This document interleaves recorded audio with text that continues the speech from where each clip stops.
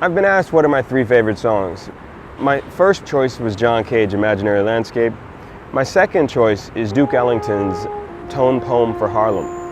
Now, the reason I'm interested in that is that you gotta remember, man, people have so much resistance to DJ culture in the normal art world. People's brains are locked. They're like this kind of frozen architecture that needs a sledgehammer to hit it. Now, with Duke Ellington, with the elegance of his compositions, the sheer sense of incredible sense of being able to guide and sculpt an entire orchestra in a jazz context, but still applying this notion of rigorous approach to composition, that, when I first heard Harlem Tone Poem, that blew my mind. But it was the idea that it was meant to describe an entire milieu. Now, we have painters like Romare Bearden, who's done portraits of entire city blocks.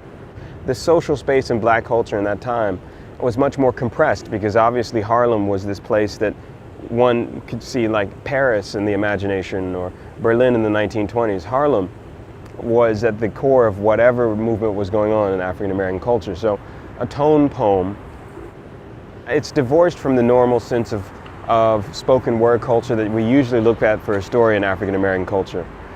And by putting that in a context where the story is told in sound, Duke Ellington really opened up an entire narrative of experimental music that, again, if you go back to the normal art world, it's like you have to pull these people by the scruff of the neck, put them in front of the mirror that is digital culture and say it is changing.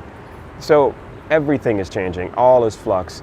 But a tone poem, if you think about what that means for like the way sound would create a variable portrait, a portrait made of compositional elements that can be changed in relationship to the geography, that's a beautiful thing.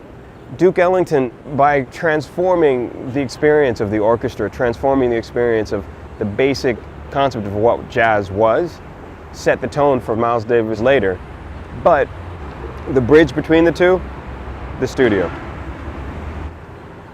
Duke Ellington's Tone Poem for Harlem versus Miles Davis's composition On the Corner, there's a gulf in technology that has occurred because the recording studio later on really became front and center the place where people would generate the edit.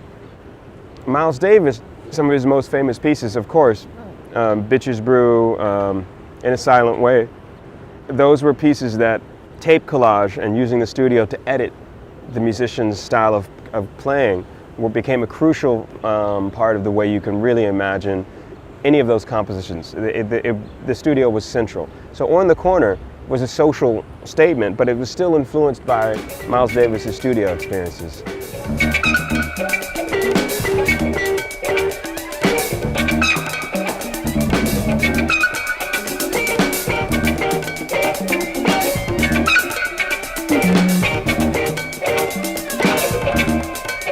So you have to imagine Duke Ellington is imagining the edit of a sound.